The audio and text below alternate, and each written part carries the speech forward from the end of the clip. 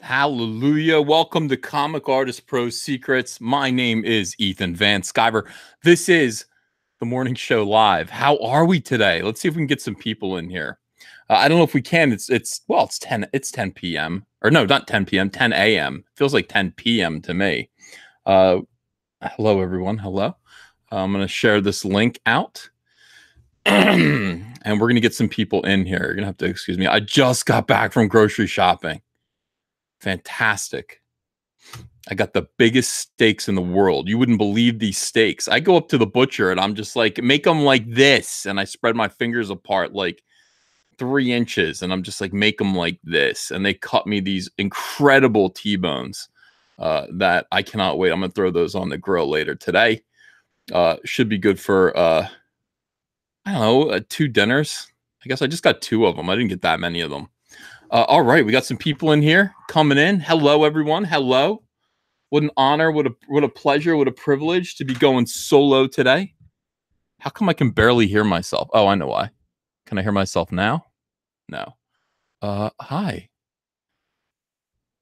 Barely hear myself. Can you guys hear me? Yeah, I guess that you can, because it's just not as good. It's not as loud as I usually am in my own ears. I'm usually louder in my own ears. Hi, Antonio. How you doing?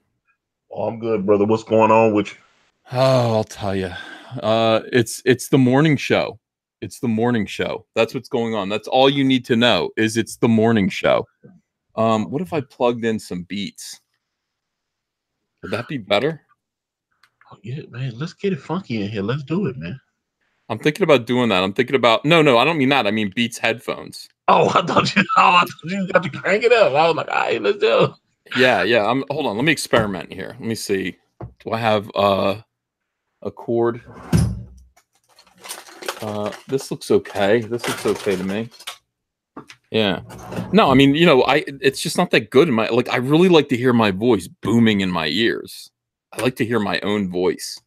All right, hang on a second. All right, we're plugging these in. All right, is that any better? That's not that. I don't know. Oh, you sound sexy. All right. Really? Oh, well, maybe this is a good thing. Let me see. Are these on? No, they're already on. It's a boomerish morning show. It's a boomerish morning show. No, I'm gonna go back to my old headphones. God damn. I mean, it's just it didn't sound as good. Is it just that I'm tired? Like, why? All right. Well, it's a good thing we're doing this while people are still coming in. There are only 278 people in here right now. We got Elliot Fernandez just came in. Hello, Elliot. Good morning, gentlemen. How are you today? Fantastic. Good. I mean, we're pretty good. Oh, that sounds better. That sounds better. All right, good. We're doing okay. We've got quite a thing going on right now. It's pretty amusing. All right, let's see what's going on in the chat. Risey Toxic Fan Lee says morning show rocks. It does rock. Matt Civilar says you sound good on this end. That's good. That's good. Yeah, Antonio thought it would be music beats. Like he thought I was gonna just like get it funky in here. I'm not getting it funky in here.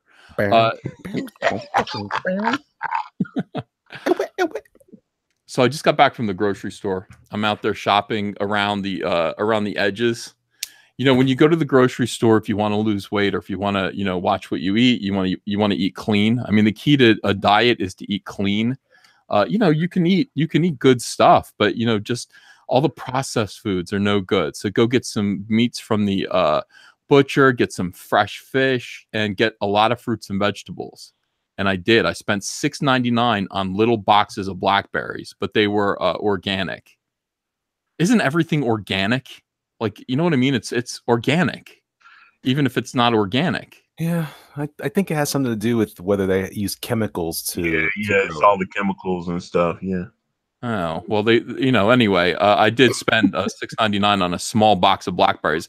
Andrea said, these look really, really good. And I'm like, yeah, they do. They look big and they're probably good. She's like, what if they're sour? I'm like, that is the $7 chance we're going to take. And we did buy some great blackberries. Neo Mix says, hello, notice me, uncle. I notice you. I notice you.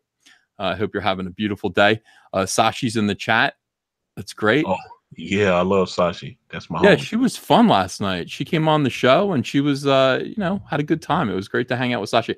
I like getting a few extra different voices in here every now and then. And Sashi's got that nice, mellow kind of South African accent.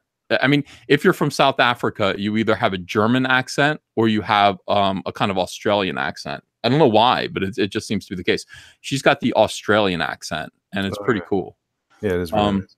Yeah. All right, so let's talk about what's going on here. Kickstarter gets woke, goes broke. What am I talking about?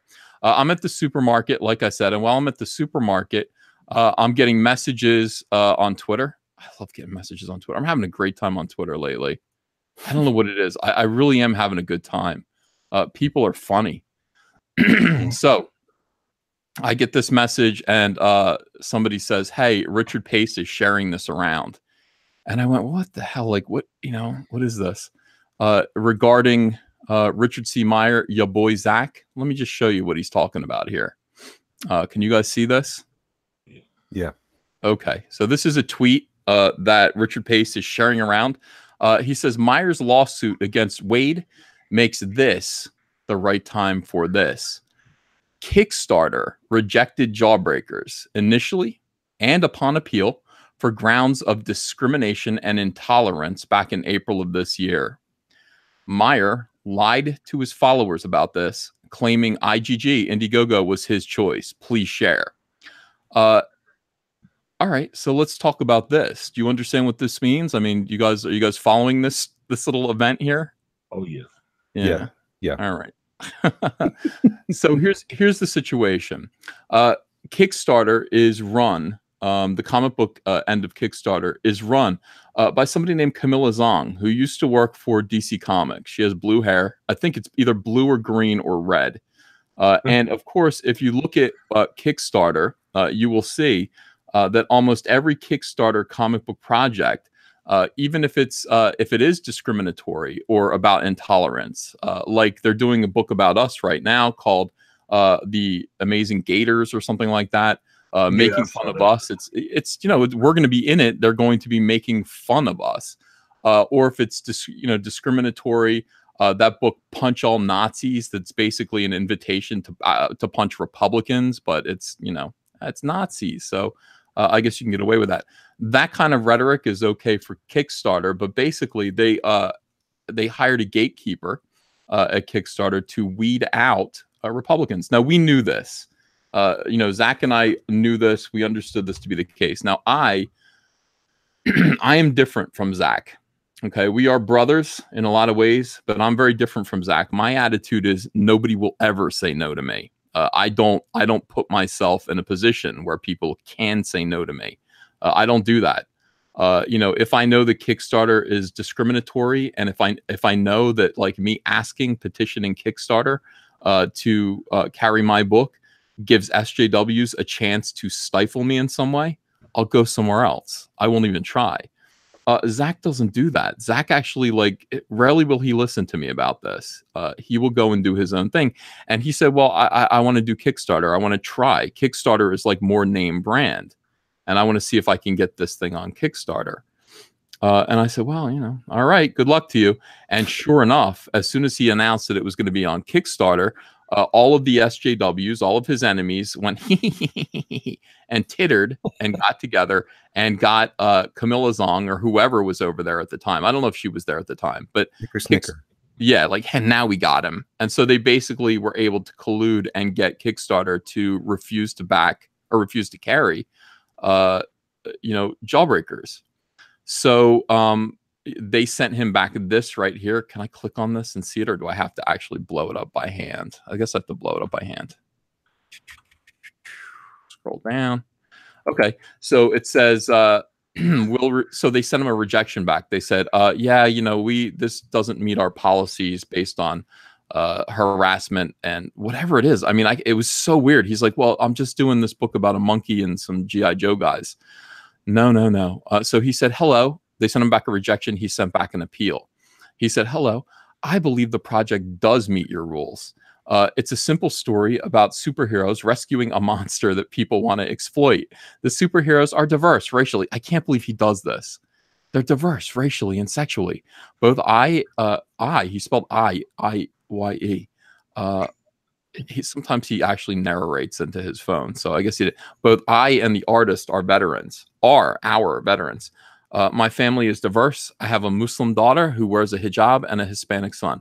There is no discrimination in this book or this campaign. I mean, it's just like, hey, this is okay. It's, you know, no, Zach, they didn't do this because you were, you know, they didn't do this because they knew anything about you or, you know, what you do on diversity in comics.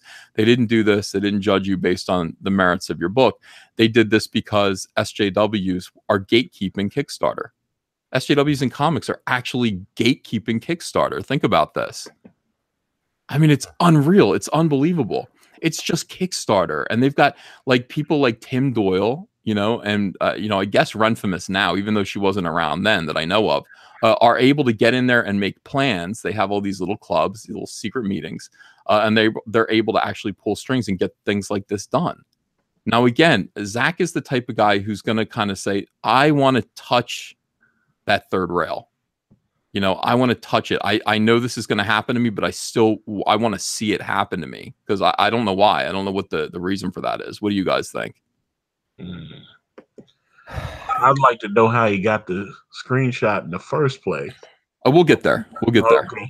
Okay. So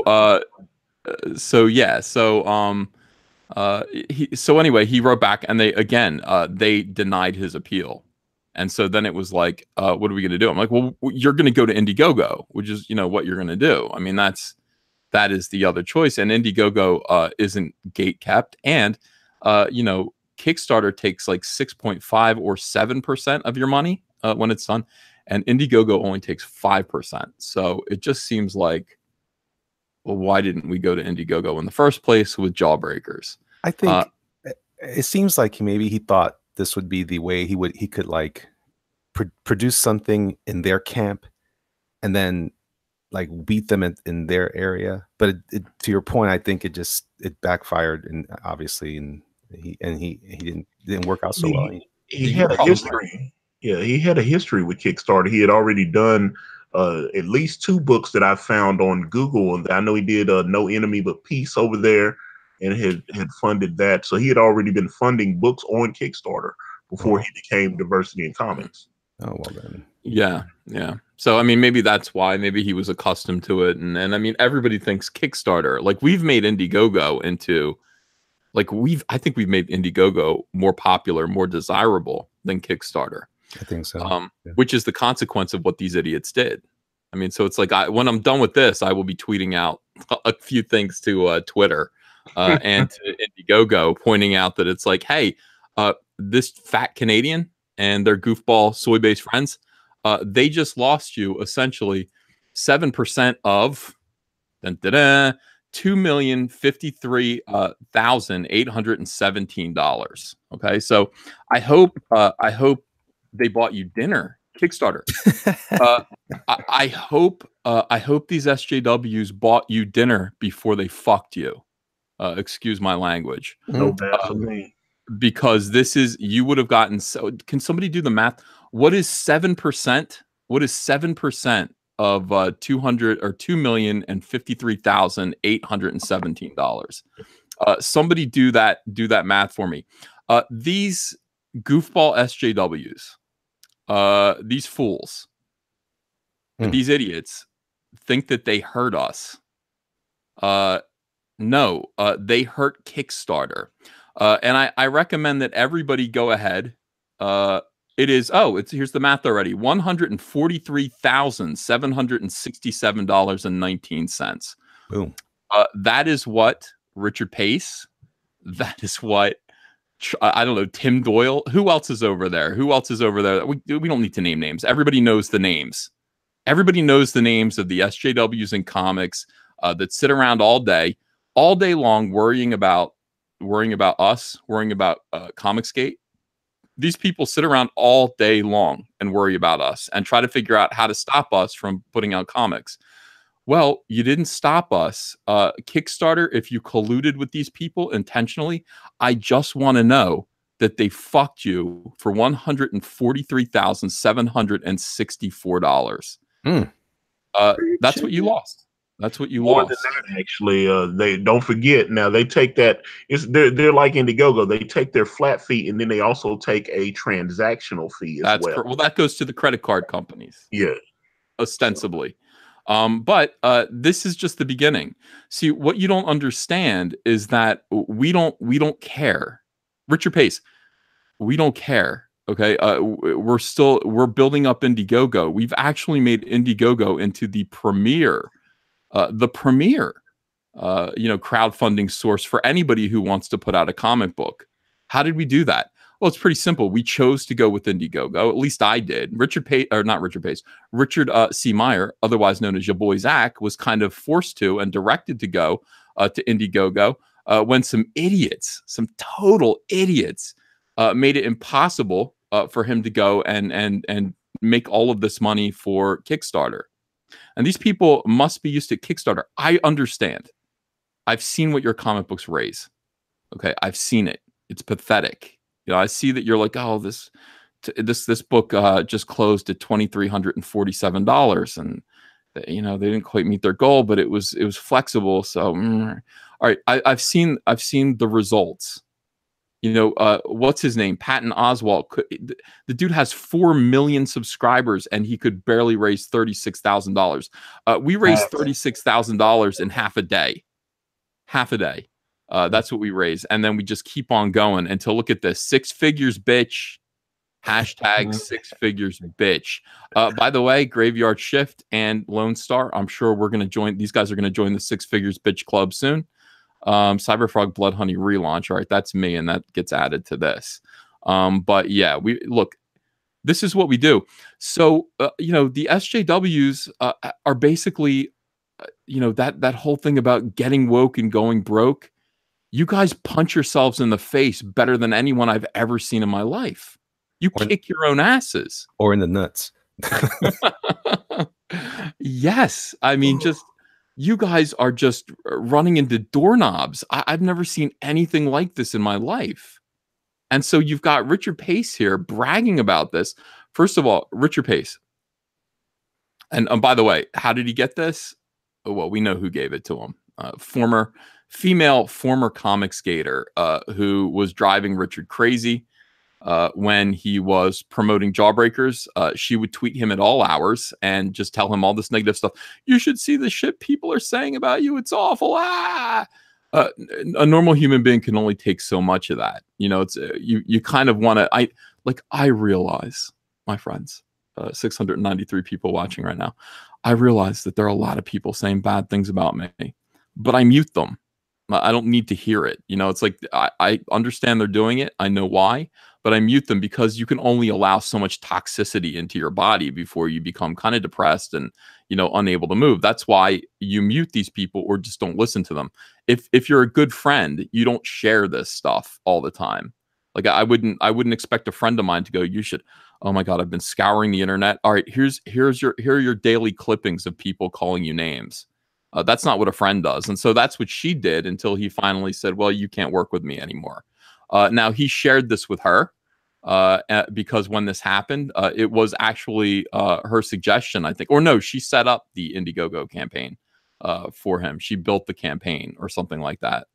I don't know. I thought the whole thing was weird. I think he could have done this himself, but she is the only one who had this, her and me. I had this. I was aware of this. And I said, you want to tell people? And he said, I just don't want them to know they had a victory over me. I don't want them to know that. This was before he was aware, of course, that the only victory the substantive victory to be had was right here, $397,416 raised on a single issue of a comic book. This is the victory. $119,424 right here in his second comic book. And this is the victory. But back then he was so concerned. He's like, I don't want anyone to know that they might have hurt my feelings. And so he kept it to me and he kept it to her. I ain't giving Richard Pace nothing. So we're pretty sure where this came from. Now, the other thing is, how do you think this affects Zach's lawsuit against Mark Waid? Zero. Not at all. So is this just a petty Richard Pace? my chubby, squinty-eyed Canadian friend. Is this meant to just embarrass him in some way? When I say that you guys kick your own asses, I should be saying that through a megaphone.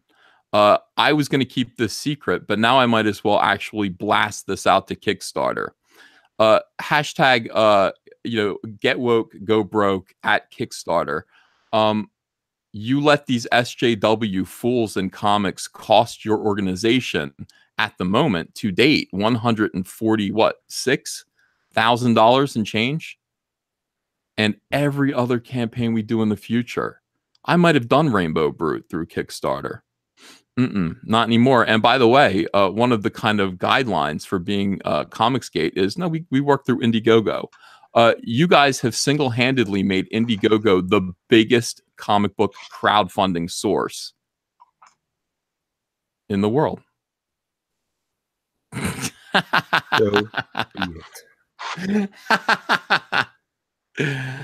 Oh my God. But see, here's the thing, though. Richard's he's kind of telling a bald-faced lie here, because you can tell he obviously doesn't watch Diversity in Comics channel, because Richard had always talked about initially he was going to launch Jawbreakers on Kickstarter. I heard him say that on video numerous times, and then I watched the video where he actually launched Jawbreakers on Indiegogo. He was like, yeah, it was taking too long. He said that, and then so that's why he moved over to Indiegogo. He talked about Kickstarter, they would take too long, and he moved over. He never once denied that he had tried to be on Kickstarter. Like I said, he had already done a couple of books over there. He's lying. And I was like, quit lying. Oh my God. Well, I mean, look, this is bad. I mean, this is just there's so much awfulness on the left right now in the comic book community. Hold on, let me do that fake laugh again, Sashi. Hold on, let me clear. Ready? I got to put the microphone a little bit like that. Is that good? Like, that's my Dr. Doom laugh. Yeah, that was pretty good. No, that's a mad scientist. Can you do a better one? Can you do do your best like evil laugh? Me? Yeah. Okay, hold on.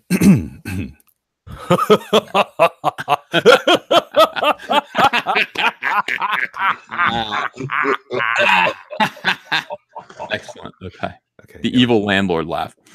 Yeah, that is needs more belly, says Sashi. I don't think I need more belly, Sashi. You know, I mean, I'm working the belly, believe it. You could use a little more Scooby-Doo. Like, how's it Scooby-Doo? Right. All right. So this is what it is. I again, guys, I know that what this really says to me is that you're very, very upset about the lawsuit. Yeah. And Richard's not going to say anything about this. Zach might be tempted to come out and just attack this. No, I'll do it. I'll take care of this. This is transparently some major league flailing. This is SJWs closing their eyes, windmilling their arms on the playground and walking forwards, hoping they're going to hit something. You guys, this has nothing to do with whether or not Zach is a douchebag, and he's not. He's not a douchebag. He's a fine, upstanding citizen and a gentleman. Has nothing to do with that. What it has to do with is whether or not Mark Waid gotten between and interfered with an agreement, verbal or written, with Antarctic Press, and whether or not Mark Waid was the reason, whether he was the cause of that verbal agreement coming to a sudden end. And it's provably obvious that he was. So even if Richard C. Meyer was Pol Pot, it doesn't make a difference. Mark Waid and the lawsuit is going to happen. And Mark Waid is going to lose. He's going to lose. Oh, yeah, I think so, too. Everyone is saying that. Mark Waid has no choice but to settle in a very humiliating way. He's going to have to settle. That's it. So, yeah, he's not Pol Pot. People are wondering if he is Pol Pot, and the answer is no, he's not. So Well, not really. Is he? He might be. He might be Mao Zedong, but he's not. All right. Let me get rid of this here. Stop screen sharing into infinity.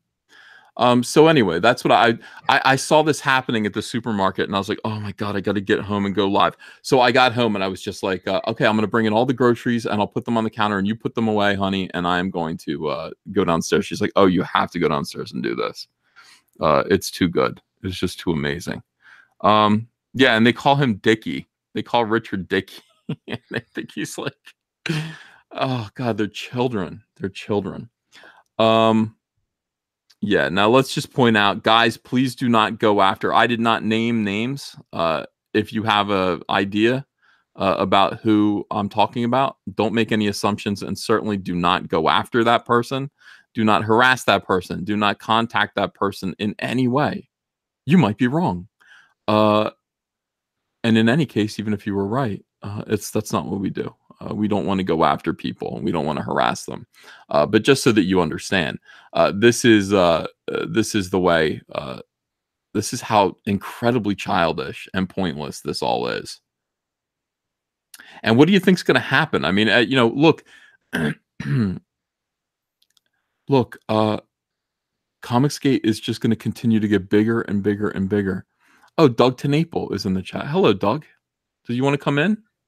Let me see if Doug wants to come in. My people. I don't even know if Doug is in the room anymore. Like, is he in the I don't know. Doesn't seem like it. Yeah, Sashi, do you want to come in? I'll send you the link too if you want to come in. You might not, but I'm going to send it to you anyway because you were pretty cool last time. All right, let me see. Oh no, she's fun. I love Sashi. Yeah. Sexy Party. Oh, she's on your show all the time, isn't she? Yeah. She's my co-host on Sexy Party. Yeah, I love it. All right. Let's see. Where is? Yeah, Doug's got his own. I think he's got his own little room now. I could be wrong. Does he pay rent in that room? He should pay rent. Yeah, I don't see. Oh wait, let's see. I wonder if Mike S. Miller isn't up anymore. He's definitely not. He goes to he's up until like 5 a.m. my time, and then he goes to sleep. It's like a time zone challenge. Yeah. All right. I'll just put this in here one more time. All right. Very good. So let me read the chat and see what you guys are generally saying about this, and if you think it's cool or uncool. And see what's up. People are saying, I'm here for Cecil. Listen, Cecil can't always be awake. I mean, at some point, he's got to go to sleep. Cecil is amazing, but yeah. Cannon Fodder says, Doug has to wash his hands before going on stream. I'm not sure that he does. I'm not sure that Doug is under any obligation to wash his hands. He doesn't really want to. Yellow Flash, do you want to come in? Why don't you come in instead of sitting there with a wrench and just commenting on things? Yeah, let me see. Sounds brutal. Yeah, well, that's what he does. He just sits in the chat and then comments. I'm like, dude, you have the link. You're supposed to be coming in here when, if you have time to sit in the chat, you have time to come work. And work is being on this show. And there's Doug Tenaple. He goes, Maybe he's not dressed. That's the thing. I don't require people. Last night when we had Chuck Dixon on and Sergio Cariello, they were like, when do you want to do this? And I was like 20 minutes. And they were like, I was like, no, you don't. You could be naked for all we care. The camera isn't going to be on you. You know, you can keep the camera off and just be an icon. You know, just be an icon, in actuality and actually physically. So they got on board with that. Yellow Flash says, no, he's not home. Get the umbrella guy in here. He would be cool too. Yeah. Everybody's Umbrella's like, I'm working. How are you working and listening to this at the same time? I mean, what the hell? All right, hang on a second. He's working on his next video. Talk about this. Oh, yeah. Oh, here's Doug Tenaple. Okay. Thank goodness Doug's gonna come in here. I miss Doug. I do too. I like when he comes in and he's all, hey. Doug just called me a dirty name. I'm not going to tell you what he said. In the chat, he said, send it here. And then he said in all caps, send it here. And then yeah, derogation. Oh. Did you see his haircut? Did you see this You man? got a haircut. I did, yeah. You look handsome. I know. I'm trying. I'm trying to look a little. Now that you know how at the end of the campaign is like I look like a homeless guy. It's like, is your book done? Like, how far along is your book? Oh man, not even close. I'm still doing like a massive rewrite of the first book. Yeah. I'm all inspired by Mitch Breitweiser too. The way that he lays the whole book out in a sketchbook first. I'm going to go buy one of those big, giant sketchbooks, do the whole book in pencil and put my little notes in it. And then, so that's going to be my rewrite. Yeah, that sounds pretty good. I'm telling you, I'm going to look crazy until this book is done.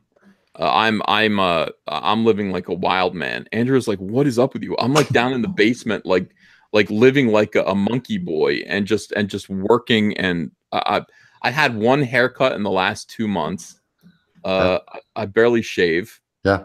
And I'm just obsessed with frogs. I'm obsessed with, with this book. It's just something else. But you're on fire. This is what it's like to be alive.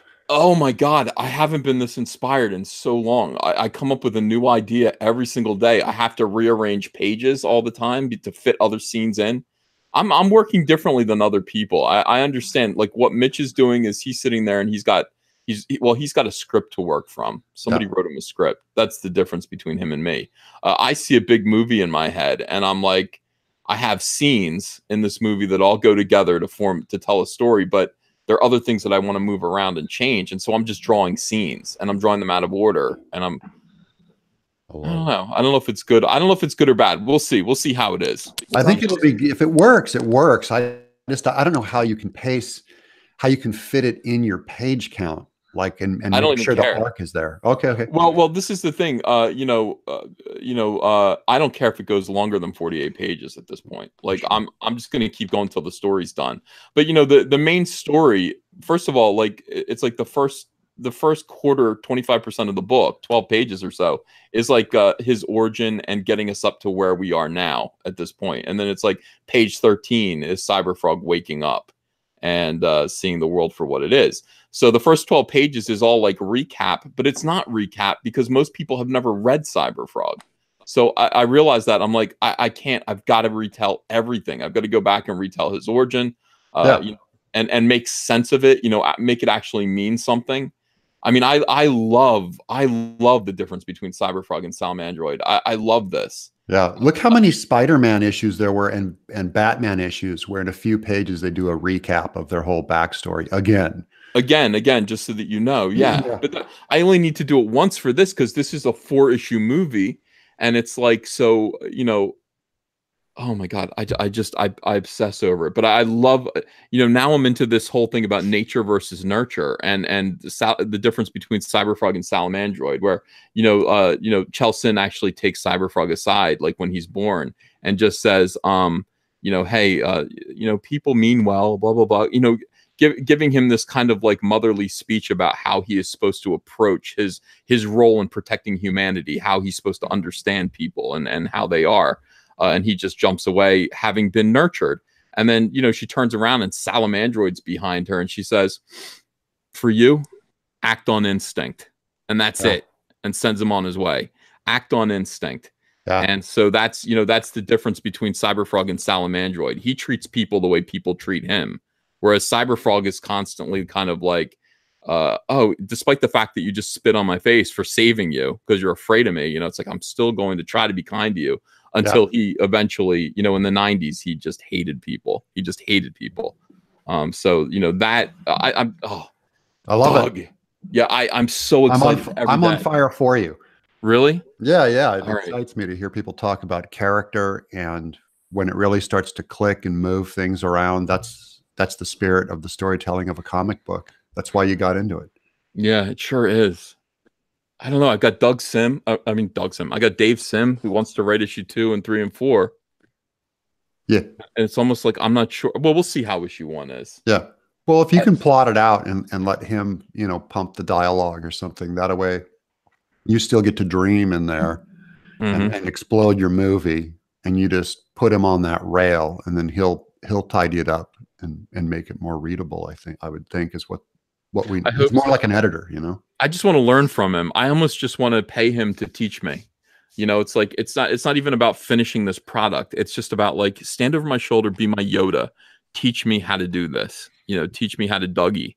Yeah, and the way that you're do the Dougie, and the way that you're writing it is probably a lot like the way that he wrote Cerebus, because that is very flow of conscious, all about the big splash page and all that. That I would bet he'd be sympathetic to your writing style. I hope so. Hi, Sashi. Hello. Thanks for joining us. Thanks for inviting me. What do you think of all this? What do you think of the Kickstarter issue? I think it's dumb. I think it's a non-issue, quite honestly. With Richard, it's a non-issue. Well, it isn't a non-issue for Richard, but I think it's it's another opportunity for SJWs to try to embarrass him. And I just reckon ignore it. She's in South Africa. Let her be. I'm such a culture warrior at this point. I don't want to ignore anything. You know, it's like I want to take it. Like, you know, the whole benefit of being free from DC Comics, aside from making a whole lot more money, is the freedom to speak my mind, and only to be accountable to myself and my family and my friends. And that's all I want to be. I don't want to be accountable to a company. I want, you know, when this kind of thing happens and you're working for Marvel or DC, well, you're supposed to keep your mouth shut and just mind your own business. But, you know, when I watch this thing happen to my friends, and I just get pissed. I just get pissed. You know, one thing that I believe in more than anything is loyalty. I think disloyal friends are scum of the earth. That's right. And we're surrounded by former friends who are incredibly disloyal, who have betrayed us. For what? What are you? I hope you're getting paid. But I also find that a lot of this drama is to make themselves relevant as well. Because no one cares about them, so they got to drum up something to make themselves relevant. I wonder, though. You know, this is the thing. You know, we were talking on the way home, me and my wife, and it's just like she's like, you know, talking about Richard Pace, and it's just like, this is how I know Richard Pace just got divorced. Okay. And it's just like, and when I say just, I mean like 3 years ago. It's been a while. You know, I started dating Andrea pretty quickly after I got divorced because I didn't want to be divorced. It's not like I did it. It happened to me. And so I was like, I feel okay about just getting out there and seeing what's available to me, and started trying to like date again. And I kind of rebuilt my life, and I'm much happier now than I ever was. And I'm looking at people like him, and I'm just like, what are you doing? You know, what are you doing? Like, why won't you go ahead and make yourself happy? Isn't it the same as Mark Waid? They're just miserable. Yeah, like go out there. Nothing else to do. This is the entirety of your life is sitting around and scheming about things that don't even make you any money. What are you up to? And it's one thing when taking over the world. It's one thing when people are calling names or whatever on Twitter, and just that's kind of harmless. But Richard Meyer actually got harmed financially and business wise, and slandering his name in a way that many of us have not. So that's why the battle is important for him to fight kind of on that front on behalf of all of us, is how I see it. And I saw the Rekieta, Nick Rekieta on your show when you were going over that suit. Mm-hmm. And I'm fascinated by it because you never know, you know, who's going to win or lose. But if he wins, that's going to be a big deal. Yeah, if he wins, and I think he will, it is going to change everything. And I think it's going to give this industry an attitude adjustment. And it's going to be an attitude adjustment that none of them want. I don't even know. I don't know where they go from there. You know, when we actually are financially capable of making them accountable for what is actual legal harassment. I mean, not, you know, their idea of harassment is, we don't like your criticism, you say mean things. Their harassment is actually costly. It's actually interfering with business. They go after your career, and culture has provided them the cover to do that, but the law has not. Right. They're being all sloppy and overplaying their weak hand and thinking they can get away with it. And all of these things, they are corrected by a giant expensive lawsuit that will change things the way that, you know, they'll curtail it a little bit. You know, they'll still walk right up to that line, but at least they won't be throwing around Nazi and trying to destroy a guy's publishing. That's correct. Publishers, which they have no right to do. I don't think they will. I think they'll continue to do that. I feel like that they feel so empowered, and they see this as an opportunity. I don't think that maybe the pros will adjust a little bit, but the general public will still continue to carry that torch for that movement and continue to be an agent of chaos for anyone like Richard or whatever. Well, we'll see what happens. I mean, I'm quite willing to enter into one of these situations too. And I put this warning out. I just said, anyone, you know, red alert SJWs, anyone out there, and I'm just giving you a warning so that you're not surprised. Anyone that interferes with me putting the cyberfrog in the hands of my customers in any way, I will become everything that you lie about me for. I will become that person. I will utilize everything at my disposal to make your life hell. So don't do it. And I will, and that includes a lawsuit. You know, that I would love to do that. I think that would be a lot of fun to actually engage in a lawsuit, enter into a lawsuit with one of these weirdos whose entire purpose is to make my life difficult. I'd love to do that. That would be fun. And Sashi, I know that the COMICSGATE thing is distant from you, but would you ever get flack from your government for doing girly pictures? They wouldn't care. They wouldn't care? It's No. different over here because you can lose your job or you can get blocked over here for doing just that. Oh no, we've got laws against stuff like that. You can't just fire someone because you don't like their politics. We have laws against that too. Yeah. Yeah. It's just a matter of practice. It's not actionable until there becomes a precedent. So these first kind of breakthrough lawsuits they set precedent for everyone else. Awazaru is there. Don't cross Eaton Man Piver. Awazaru, do you like it when I say vajayjay? Abram, you like that? I think I figured out who you are. Yeah, so I don't know. I'm pretty excited. Andrea was just like, she's like, every time I look at you, you look like you're ready to start laughing. Like you're glowing lately. And I was like, yeah, I know. I've never been so happy in my life. I know you know, it's so weird, but it's like, first of all, you know, all I'm doing is working on Cyberfrog. I'm running a successful YouTube channel. I'm drawing a comic book that's just awesome. And I know I'm in the right. You know, it's like the energy that I expend fighting this culture war is all, you know, it's all measured. It's all careful.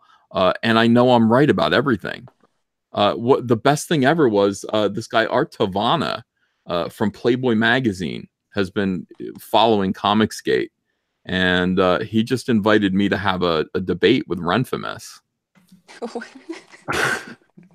He's like, Playboy magazine, you know, we will host this debate about COMICSGATE with you and Renfamous. And I saw this and my eyes lit up. I wish you could have seen my face. Yes, please. Yes, please. Ethan, you're becoming the laughing man. Yes, you see that? That's that's my logo is actually who I am right now. Yes, please. Let me debate Lauren. Why? Because she's a bully. Because she's a bully. And because I recognize her. Because I think I was just like her during the election. She demands that you pay a $100 donation to Planned Parenthood before she'll appear. But you already know that Playboy's already given probably about $100,000 to Planned Parenthood. So I think well, I already said that. First of all, she quickly backed down. She said, "No, I'm just a nobody. I'm a cosplayer. I don't need to debate." Wow. I was like, "Oh, please." I was like, Renfamous, I will donate however much you want to whatever abortion mill you demand. Yeah. You know, including Marvel Comics. Whatever you say, I will do. Come on here and debate me. What are you afraid of? Why are you afraid of me? I'm a gentleman.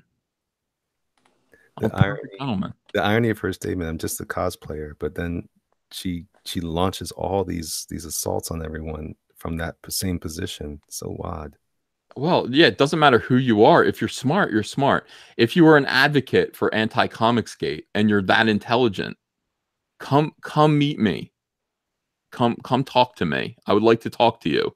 So far, every debate I've had with an anti-COMICSGATer has been very disappointing. I mean, very disappointing. Look at Nick Ricada's. I did a debate with one of his friends, and it turned into put me to sleep, bro. I'm gonna be real about that, dog. That was awful. I was like, that was trash TV, man. I need to start a new YouTube. It was LA Law. Yeah. It was extremely disappointing. He was just trying to promote a book, it looked like. I was like, dude, what are you doing? I was like, you weren't even arguing. I was just like, you were like, what am I doing here? This is a waste of time. Yeah, I said, I don't understand what your argument is. Well, I just think that, like, I don't know, you know, digital is what the yeah. It was weird. You're all, thanks, Professor. Thanks, Nick Ricada. Nick was like, I felt so bad for Nick because I could see Nick sweating like while this was happening. Like, I set this up, you know, and this isn't going the way I hoped it was. It's just like, you know, like I was hoping this would actually be a good debate. And it, you know, I actually said to him, I said, is this guy a troll? Is this guy a troublemaker? Because if he is, cool. But like, you know, what's his whole deal? And no, he's got a good argument against COMICSGATE. Oh, good. Okay. All right, let's do it. He had zero argument. Yeah. I really like Nick. I think having him do the commentary on the Richard lawsuit was huge. I don't think anyone was able to go after Marvel or DC through him. I mean, it's going to be pretty much just a Mark Waid. That's correct. He didn't understand that. The one thing that people don't understand is that Mark Waid does not work for Marvel Comics. He's not an employee of Marvel Comics. That's why when the SJWs were like, let's get Ethan Van Sciver fired from DC, it was just like, that's like not how this works. I mean, you can get it so the DC doesn't want to give me any more work. You know, you can make it uncomfortable in that way, but like you can't get me fired. I'm not, you know, I'm basically they're a client of mine. Yeah, and every contractor, including you, any contractor who signs any deal with Marvel, DC, or any of these entertainment companies, there's always a little paragraph that says you take responsibility for your own actions, that you're legally liable for what you say and what you do, that they've already separated themselves from the contractors they work with legally. Of course, yeah. So there's no chance of that. I think even Richard was a little confused about that. He was just like, well, if Marvel gets involved, that's Disney. No. It's just going to be you and Mark Waid. And Mark Waid does have a little money. He doesn't have a lot of money, but he has a little money. And, you know, he can afford to enter into this lawsuit. And he's got a little bit of money that I'm sure that you can snatch from him if you win. So it is worth doing. But more than that, you know, it's worth it just to make a point. Have you heard from Mark's lawyer? Did he hire this big giant vampire to come and defend him and say this is bogus? His doppelganger? Yeah. Are you aware of this? Are you following this case at all? I'm not that closely, not enough to know what his lawyer is saying. He literally hired a lawyer named Mark Zaid. That's like Zod. Oh yeah, I saw a tweet from him this morning. It was interesting. He said he was happy to be on the side of justice. No, because most lawyers will talk you down from a lawsuit that they think you'll lose, and then all you have to do is shop around to find a lawyer who needs the work or wants the publicity, and then they'll dive in and start making those kinds of statements to scare people off. Right. Well, for some reason, this guy, when he put out his statement on behalf of Mark Waid for Bleeding Cool, he didn't say anything like my client is innocent of these charges. He didn't say anything like that. I mean, he just kind of said, well, this is going to be our chance to show the world who Richard Meyer really is. Your boy Zach. You're going to show your boy Zach. We already saw we saw who he really is on that Comedy Central show, and we laughed. We got it. Yeah. He sees himself in every video he publishes. Yeah, there's nothing more to unearth because he's already posted all of the things that he said. It's already out there in the public. So I knew it. I saw what more there is to learn. Right. So ridiculous. The world is we're going to find out that what are we going to find out about Richard Meyer? We're going to find out a few things about Mark Waid. And I know a few things about Mark Waid. I'm sure, you know, a couple of things might come up that might be embarrassing. I don't know. But what I can say is that when it comes to the legal basis of this case, it's open and shut. Mark Waid confessed already. He left his fingerprints all over the crime scene. I would.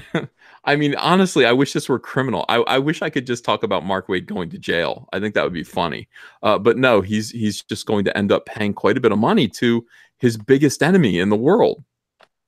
Yeah. And what was it for? Was it worth it? I just want to say to these people, it's like, what is this worth it? Like, what, you know, for me, what motivates me?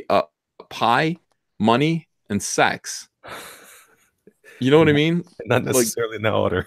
Not necessarily in that. Well, no, actually in that order. Actually in that order, pie. Well, and freedom, because when your freedom is threatened, that's worth fighting for, is when you see your future of what you can and can't do. And I think Richard Meyer has a case to kick back against the freedoms they took from him. Yeah. Kick back hard. Yeah. So what are these guys getting out of this, though? That's my point. What are these SJWs getting out of this? We need to raise a GoFundMe. Virtue signaling. Oh yeah. We need to do a GoFundMe to raise legal fees for Richard and watch how much money he gets. Well, this is. I said that already. I mean, I asked Richard privately. I said, "Do you need any money?" And he was like, and he told me how much he'd already sunk into this. I was like, "Oh my god." I said, "Well, you let me know." And he's like, "I appreciate your saying that. Not right now, but we'll see."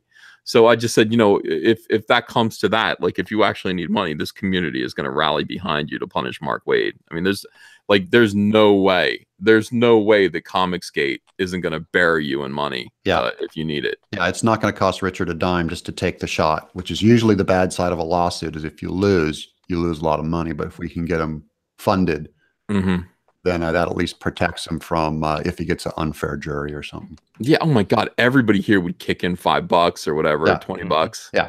No problem there. Everybody, like it's basically like this is the equivalent of somebody saying, you know what, hold Mark Waid down, and then everybody line up and give him a smack across the face. That's what people pitching in $5 and $20 is. This entire community smacking Mark Waid against across the face one at a time for what he's done at this point. Like an airplane. Just a big line. Here's 75,000 people in line that want to smack Mark Waid across the face for being in the way of people, who just want to do comics. And I understand, harassment. I understand that. I understand that you didn't like his criticism. But oh my God, I just got a message. Guys, cover for me for a second. Okay. Talk nonsense. Sing a song. Bryce, what are you doing? Planning the next sexy party. Is that today? Thursday, I think. Is that not correct? Hey, you plan the next sexy party, and at 11 o'clock, I'm going to be reading the first chapter of the book of Ecclesiastes. Oh, okay. Cool. How's that? I have. You can come read it on the show. Yeah, on the show. There are some people that have said you should have Doug on Sexy Party. That would be hilarious. Yeah. I'm in. Okay. Come on, for real? Really? Oh, dude, come on. Yes. Oh, that would be Doug, great. you really want to hear Antonio's stories? Really? No, I don't want to hear his You're stories. going to hear them. You're going to hear them. I'll sit there on your show and just blush the whole time, Antonio. You have to listen. Oh, that would be hilarious. Hey, I'll send you a link for real when we do it, man. Yeah. I was like, that would be great. Yeah, Thursday, if I'm available. For. Yeah. I like that squirrel guard you're doing, Elliot, too. That's cool. Yeah, I wish Squirrel Girl looked like that for real instead of like she looked like she's inbred with like one tooth, like she's got like eyes on like. Yeah, it looks like Rags Squirrel Girl. No, this is actually I'm in the middle of a commission of drawing all the Starjammers. Oh, this is Hepzibah. She's kind of like she always was kind of. So like it's not Squirrel Girl. No, it's not. It's who Squirrel Girl should be. I thought it was Squirrel Girl. I was like, hey, what was that blue line pen you're using? The pen? Yeah, you were using a blue line to do the blue. No, it's just a sumo grip because I have problems with arthritis in my hand, so I use something a little more ergonomic. Okay, but it's blue line lead. Yeah, I just got to get erasable blue line red and makes Miles happy. And it really does look like Squirrel Girl. I was hoping it was Squirrel Girl. Well, the design I'm working from predates Squirrel Girl, but in fact, I think it was Dave Cockrum that drew this that I'm looking at here. Oh, the legend himself. Yeah. Love it. All right. So Richard Myers, Zach, your boy Zach's messaging me. He just said, yo, with the Richard Pace thing, he is claiming I lied, but I did not. I started the Indiegogo while in the appeal process for Kickstarter. And the thing that I constantly said is that I went to Indiegogo because I didn't want to wait on Kickstarter. All of that is true. And also on my video that I put up this morning, facts. All right. Factuations. Factory. Mark Wade is currently asking his friends to set up a GoFundMe for him privately. If they do that, we have to do one for him. It'll be the battle of the GoFundMes. How funny is that? I We did have see there's a Oswald. Mark Wade. There's a Mark Wade hashtag. I'm with Mark Wade. Or something. Yeah, I stand with Mark Wade or something. Yeah, okay. I stand with Mark Zaid. I stand with him. Yeah. I stand with Mark Zaid. Oh my God. All right. I mean, we could do this. I don't know. Do you guys want to do a GoFundMe for Richard yet, or do you want to just keep waiting? Wait for Richard to pull the trigger, because he'll know when it's time to do it or not, and then we'll have his backing. Would be good when he's ready. Yeah. All right. I'm not. Yeah. I'm dying to see how much Mark Wade would raise. Yeah, they don't already spend any money on that side, so. Is he gonna get any money from Mags? I would love Mags. It looked like she was struggling to get that 10 for her transgender charity. She was struggling. I was like, boy, they be struggling when they pass that collection plate out. The people be looking the other way. I was like, woo. Killer Trololo goes, Richard Z. Zire. Let's have a look. That should be his lawyer. Richard Z. Zire. Oh my God. Hilarious. Well, I mean, you know. Oh God. You can't. Where do you go from your boy Zach? Because he's already at Z. So, you know, you're stuck there. You can't do a variant of that. But yeah, Richard Z. Zire is Richard's lawyer. We should totally troll every moment of this. It's really, really funny. Now could Mark Wade raise money on GoFundMe? Here's my opinion about that. Peter David, remember when Peter David owed an $80,000 tax bill? And he set up a GoFundMe to pay his taxes, which is the weirdest thing I've ever heard. And by the way, it was a tax bill from like 1998, which was weird as hell. Like, can the IRS collect on a 30-year-old or whatever 25-year-old tax bill? I don't know. Maybe that is weird. Yeah, it is weird. I don't think they can do that. Well, they tax that as income when you get a GoFundMe. Yes, that's ironic. And most of that's probably interest, because they charge like 20% interest every 3 years on what you owe the IRS. So probably most of that 80,000 was interest if it did come from 98. I can't imagine. Is that why Peter David sold the cover to Incredible Hulk 340 that Todd McFarlane gave him for free, that he promised he would never sell? Oh, that's mean. I hope so. I hope he did. He should. Well, that's what McFarlane had posted on Instagram. He was like, I gave him that cover for free. He promised me he would never sell it. Yeah, I saw that post. Yeah. And then, he was like, dude, I would have never gave that covers at least $100,000 easy. I was like, oh, man, gave it to him for free. People, let's see. People are saying the IRS can go back to it when you were a baby if you committed tax fraud. Maybe, I guess so. Stinking IRS. Yeah. Peter David raised 45. Oh, he didn't get to his. I thought he got to his full. He raised $45,545. Now, when that GoFundMe went up, I was shocked at the audacity of it. I've never heard of anyone using GoFundMe to pay their own taxes. That was infuriating. Usually, it's for medical emergencies, or it's to do something. But to actually pay your taxes was pretty obnoxious. I thought he got there, but that's the most he got. I watched everyone in the industry contribute. I watched all of the SJWs contribute to that, and he only got to 45,000. Cheap, man. Why are they so cheap? I don't know. Maybe they don't really believe in it. That's what I was saying. I was like watching the Patton Oswalt thing with 4.4 million. On my video I did, I was like, even if they had given him $1 or 50 cents, he would have raised like $2 million if they had You know what I'm saying? And he couldn't even, he was struggling to get to 30K. Yeah, but these are the same people who don't believe in capitalism. They don't make any money. They don't share any money. They don't spend any money. They're just stuck in You would think if they didn't like capitalism, though, they didn't like raising money, they thought money was vulgar, they'd give it away. But they hang on to it. What little they have, they hang on to. I mean, I try to be generous with these Indiegogos. Genevieve Simmons, thanks for $4.99. Hey, Ethan, love you lots. Love you too. Thank you. Yeah, they're very stingy about it. So now here's the thing that I would want to know, though. If this were, since COMICSGATE is the biggest thing in the world, and Richard Meyer is enemy number one, okay, for them, for the comic book industry at large, he is public enemy number one. Would they, even in this case, rally to raise money for Mark Waid, like a substantial amount of money? He knows a lot of rich people. The same people that that raised it for Ford, say, against Kavanaugh. They'll throw some money in. You think so? What do you think he would get to? What do you think he would be able to raise? He could cover his legal fees. I mean, over $100 grand. Either he or Richard could get over $100 grand, which is what it would cost at this just to walk in the courtroom. Yeah, his lawyer's not cheap either. So no. He's got a good lawyer. I checked that dude out. I was like, yeah, but that Kavanaugh thing is like it's a household circumstance now. Yeah, we're talking about Mark Waid and Richard Meyer. Well, we already know there's a proven track record for COMICSGATers who will come in and help.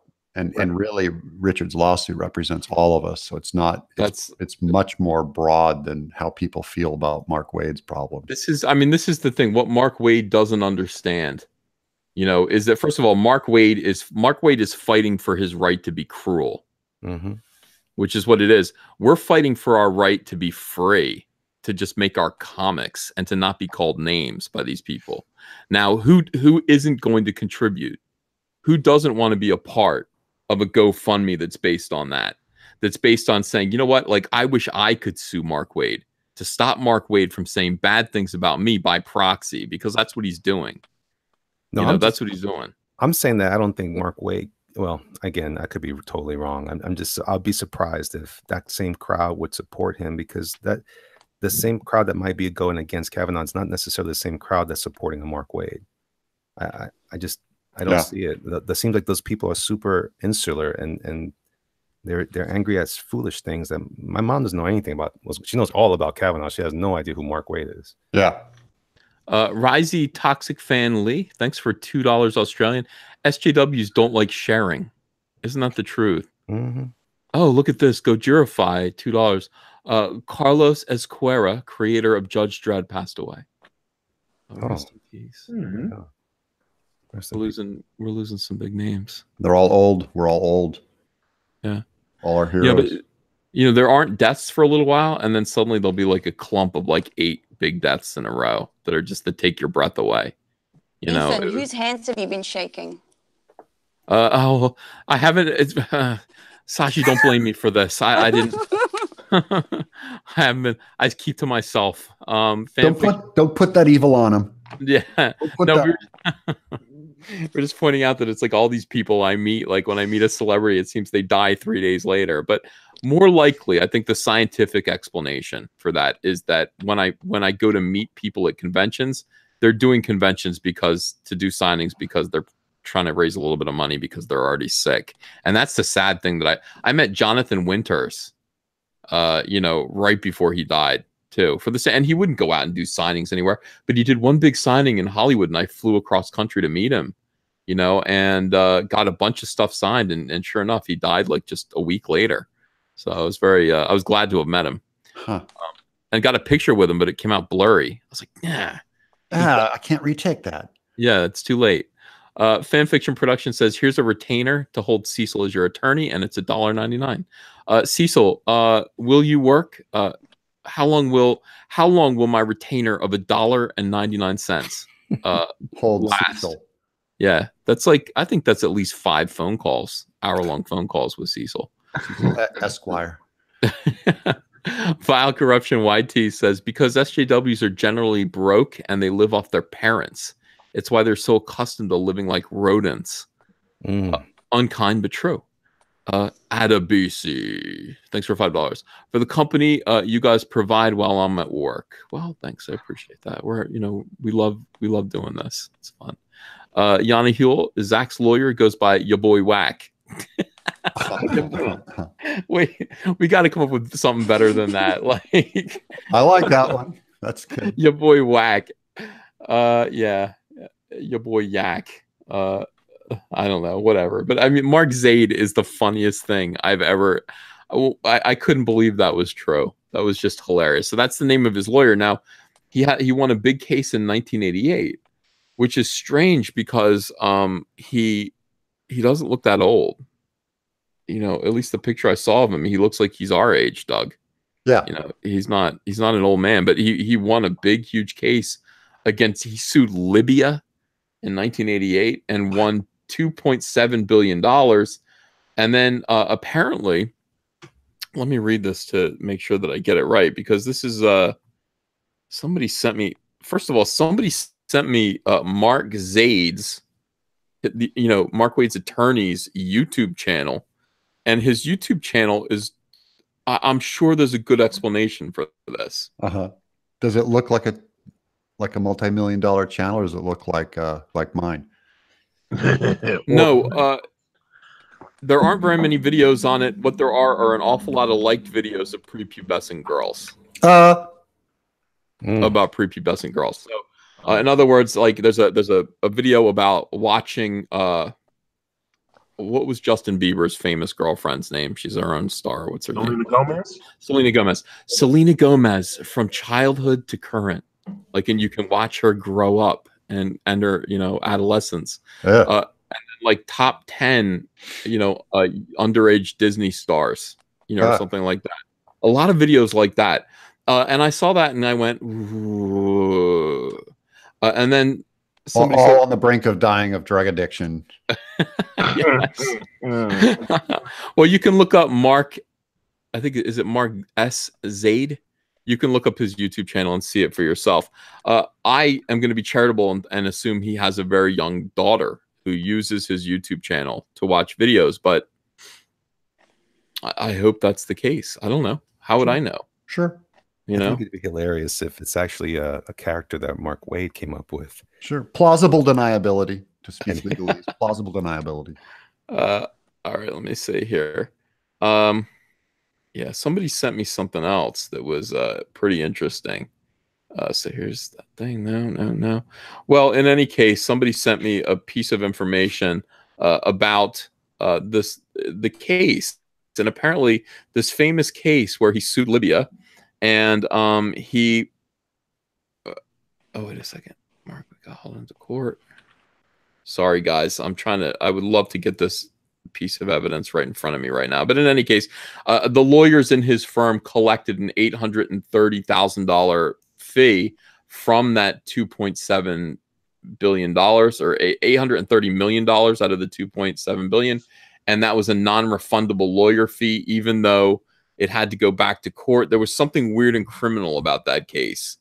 And so, anyway, people are sending me all kinds of stuff. I have no way of knowing. I'm not a great lawyer like Nick Rekieta is. So I can't necessarily make perfect sense of it. I'd love to run it by him. But yeah, people are sending me suspicious things about his lawyer. And my thing would be, if your law firm collected $838 million in 1988, where's that money? Like, why are you still, if you made $838 million or even a third of it, would you quit? Would you just hang it up, or what would you do? Why would people keep working? I'd never get off the couch again. It would be the end of, it would remove the hunger in my stomach even to do comics. I'd probably just die. Just sheer laziness. I'd never move again. Cream, get the money. Yeah, I just get on my 800-pound life now. I just book it because it would take a couple of years and I'd be there. Yeah, I think I would just watch movies for the rest of my life. I have to admit. Yeah, I don't want to remove my anger. And remember Kirk in Star Trek V when he meets God? He's like, to Spock's brother Sark. He goes, "Don't take my anger. I need my anger. It keeps me alive." That's my. That's the Doug secret to living. The fight. It's the fight in the burning heart. Yeah. I completely understand. By the way, I do want to thank Nasser Rabadi. Well, listen, we had a hashtag 6figures bitch, which he decided was probably misogynistic, and he changed it to hashtag 6figures young lady. And that is, I'm much more comfortable with that. 6 figures young lady from now on. And that's what we're trying to get. We're definitely trying to get John Malin there. Last night, I don't know if you saw this, Doug. Yeah. John Malin's Kickstarter for what is it called? Graveyard Shift. Graveyard Shift. I haven't been to bed. Graveyard Shift ended, and it made $94,000. Oh, that's great. It is great. He'll go over 100 if he's doing the in-demand store. He's on the in-demand store right now. I'm very proud of him. What I'm really proud of him for was that he beat Mike S. Miller. Yeah. Which we want to do. Right now he's at $94,251. And I think Mike S. Miller's at $93,250. So he did a nice $1,000 overage over Mike S. Miller. Yeah. We're just doing better and better every single time. I mean, every time we come out and do one of these things. Everyone who keeps predicting that we're running out of money, and you have 3 guys in 6 figures or close to it, closely bracketed within each other. So I don't see it figuring out. I see it building the audience. It's getting broader. And I'm thrilled for John's success. I think that's great. We will get him into 6 figures, no problem. We've got 2 that we need to push. I would like to have both of these guys on my show together. I'd like to have Lone Star because he's at 93,316 right now, and then John is at 94,540. So I'd like to really get them both on my show and then just push those to 100, however long it takes. We need to have more 6 figures young lady. Successes, and that benefits everybody. It's iconic, and it's just a couple more backers coming in, even at the bottom tier. It's just getting them all kind of to know about it and come in, because those are 2 solid books. They're going to be rock solid. Look at this. We're at $2,054 or $2,054,218. And as I pointed out, early on in the show, and I'll do it again now that we have 1,408 people watching right now. The whole thing, what this live stream is about, is the incredible pointlessness and sadness of SJWs gatekeeping COMICSGATE books out of Kickstarter. So to go through this again, I think I only told this story to about 400 people. So now we've got 1,000 more. This got sent to me while I was at the supermarket. This is a tweet from Richard Pace, and it says, Meyer's lawsuit against Wade makes this the right time for this. Kickstarter rejected Jawbreakers initially and on appeal for grounds of discrimination and intolerance back in April of this year. Meyer lied. By the way, he denies lying. He said, no, I just omitted some information. To his followers about this, claiming IGG Indiegogo was his choice. Please share. Here is a very personal piece of correspondence between your boy Zach and Indiegogo, which basically says this is his appeal. Indiegogo originally sent him, or Kickstarter sent him a message that said, we cannot accept this project for reasons of our harassment and discrimination clause. We were rejecting Jawbreakers. And this is Richard C. Meyer, your boy Zach's appeal that he submitted to Kickstarter, and said, basically, what the F are you talking about? But he wrote, hello. I believe the project does meet your rules. It's a simple story about superheroes rescuing a monster that people want to exploit. The superheroes are diverse racially and sexually. Both and he spelled I like E-Y. Sashi, when you see that he spelled I as E-Y-E, what do you think of that? I don't know. Nothing. Instead of the word Typo. He wrote the word I, long form. Right. If you've been reading Twitter long enough, you get used to typos constantly. Yeah, it's true. You just repost it. Yeah. Both I and the artist, our veterans are veterans. My family is diverse. I have a Muslim daughter who wears the hijab and a Hispanic son. There's no discrimination in the book or in the campaign. And he submitted this appeal. And then, of course, Kickstarter did come back and say, nope, we've examined this. I remember reading it. It was so phony. It was just like, we have carefully reviewed all of the information that you have sent us about your campaign, and we're afraid that our, our review still stands at the same decision, same conclusion. Wow. So, in other words, SJWs over at Kickstarter, who basically monitor and gatekeep the comic book section of Kickstarter, and I know who actually does it. She used to work for DC. The SJWs that harass COMICSGATE have basically gotten in with Kickstarter. And so if COMICSGATers want to try to get a book in through Kickstarter, it's going to get kicked. It's going to get kicked, and it's going to be a non-starter. Okay. So that is what they're doing. Now, when this happened, I said, look, we're only going to go to Indiegogo from now on. That's it. It's just Indiegogo, because they don't have that kind of process. And I don't want to put any of our COMICSGATer guys in a position where they can be affected by SJWs. That's the whole point of COMICSGATE, is to just, subvert their expectations of control. We need to, make them, give them zero control. Huge brand loyalty to Kickstarter, Ethan. If you go to my Kickstarter account, I did 3 campaigns with them. I have funded like 50 campaigns. I was just a huge Kickstarter fan. And after I saw what happened to Richard, I started getting a knot in my stomach, because I saw the writing on the wall. I recognize, I can smell this dog whistle of what's going to happen to me one day, because I've just seen the backlash against me, that I just go, oh, I got to develop an audience on Indiegogo. I got to start over there. And that's why I did it. It seems like career suicide, right? When you have 2,000 backers ready to go on Kickstarter, and we did Armor Krog, where we had 18,000 backers and raised almost $975,000 for a video game.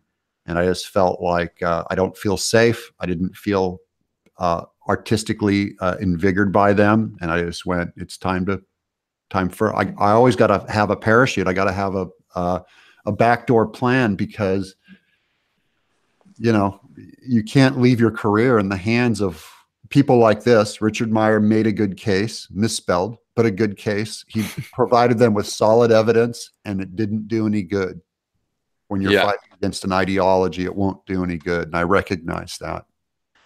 That is correct. I mean, that's what this is all about. They've decided anytime that, you allow SJWs to get in, to have some measure of control over you, they will abuse their power.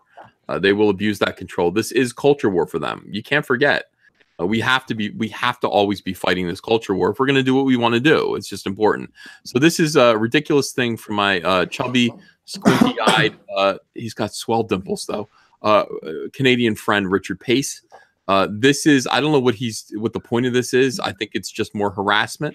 Richard Pace is on this kind of campaign to embarrass COMICSGATE. Please share this. Rich Meyer lied to his followers. This doesn't affect the lawsuit in any way, and it's stupid. But what I would like to do is I'd like to point out that because of people like Richard Pace, companies like Kickstarter who listen to him or who allow themselves to be influenced by SJWs like him, go in the loss column. This is what it cost to listen to Richard Pace. This is what it cost Kickstarter to ignore us, to discriminate against us. It cost them, and I'm sure they didn't realize this, 7% of $2,054,218, which is about $143,000. So I hope it was worth it. As I said in the beginning, I hope Richard Pace and these SJWs at least bought Kickstarter dinner before they fucked them, because that's precisely what happened. We have made Indiegogo the central hub for crowdfunding comics. That is what the result of all this is. $2 million. $2 million. They literally lost 7%, their cut of $2 million. Had Kickstarter taken in Jawbreakers, certainly Cyberfrog would have gone there too. And all of these campaigns, we would have encouraged them to use Kickstarter. We would have been stupid to do so, because Indiegogo only takes 5%. So it's much cheaper, much more reasonable to go to Indiegogo.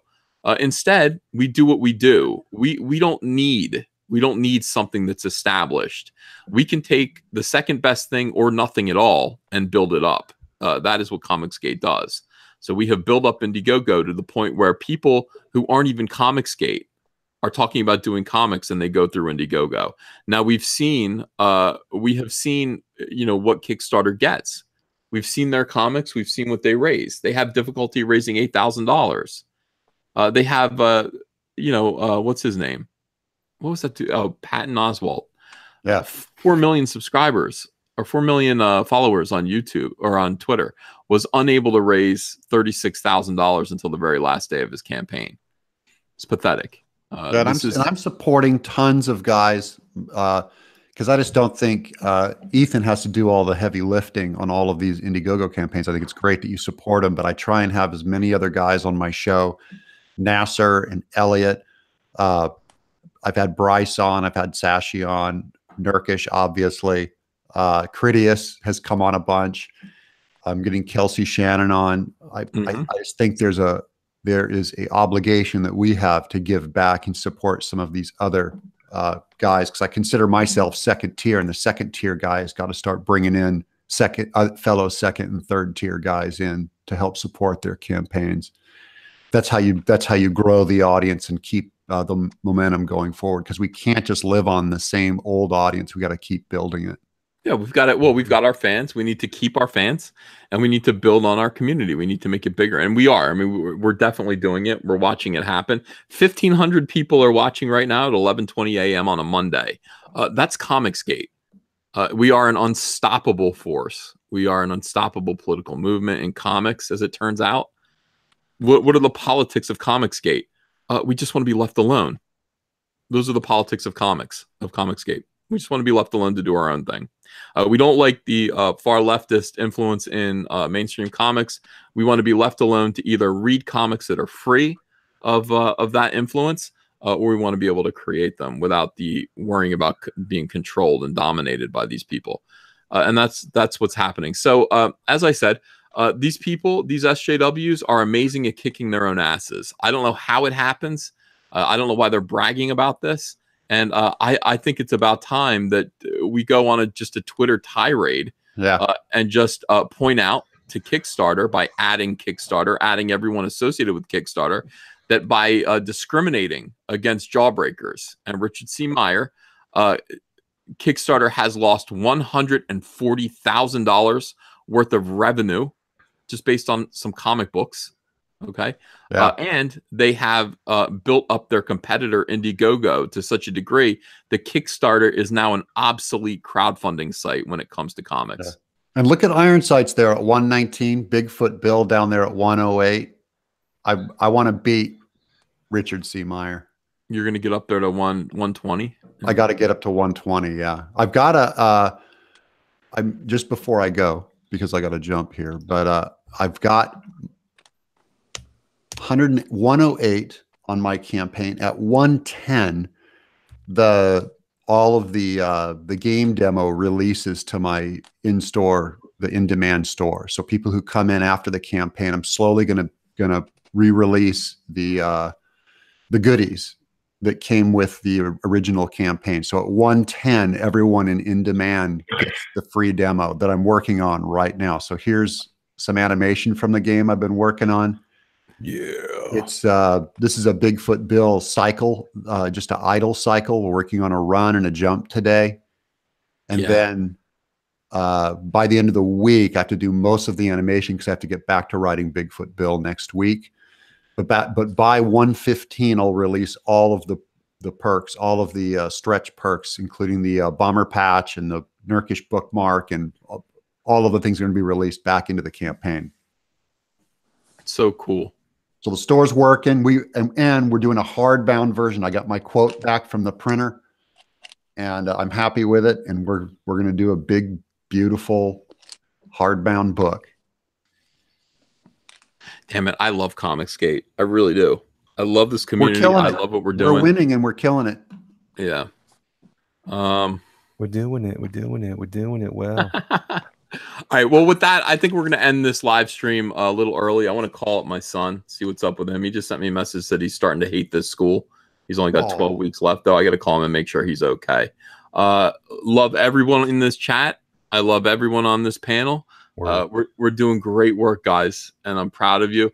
Those of you who are listening and who want to go on to Twitter and start tweeting at Kickstarter, I think you should. I think you should let Kickstarter know exactly what they did by allowing SJWs to gatekeep comic book professionals from crowdfunding their comics on Kickstarter. What they've done is they've kicked their own ass. They've made Indiegogo the #1 comic book crowdfunding site.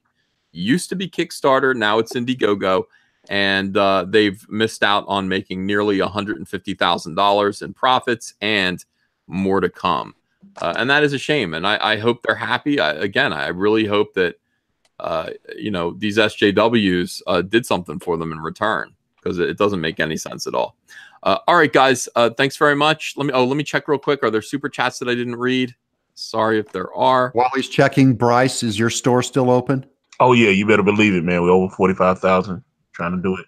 All right, get to Ikari Press on Indiegogo and get him up. And then Elliot, you're still with Black. You still got Black and Red up. It is in demand currently right now. In demand, and he's just probably one of the best artists I've ever seen. He is. I love watching him draw, like on these live streams. I always thank him. It's like, thank you for drawing on my show. I appreciate it. Yeah, he brings the comics in. We got to have someone doing comics while you're on the show. It can't be a bunch of talking heads. All right, here we go. Let's run through these super chats. There aren't too many. Risey Toxic Fan Lee, morning show rocks. Thank you. Johnny in Cleveland, I've never found a reason to back any Kick Me starter projects, but I have backed over 50 Indiegogo projects. Coincidence? No. Well Hung and Dung says, have you talked about Mark Waid's latest Kickstarter yet? Liberty Brigade. It describes him as one of the good guys in comicdom. Jesus. Umbrella Guy goes, hey there. John Dillard Gaming the System. Invite me in. I'm drawing Brutus the Badass. It's too late. I didn't see that. Gojirify. Thank you for $2. I stand with Mark Zaid.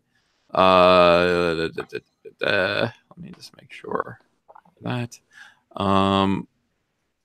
Stephen Cruz says, you have my money and support. Love you guys.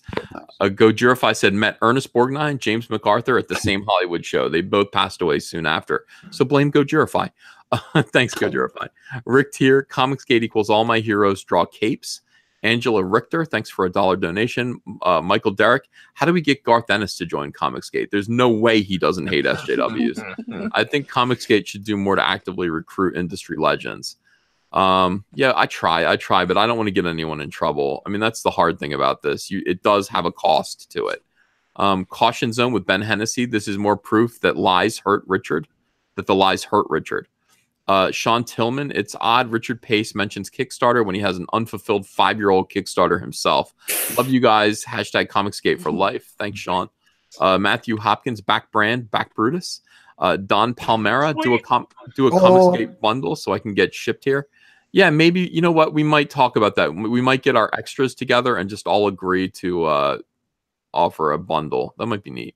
Doku HLSD. So when does Pygate start officially? Cheers.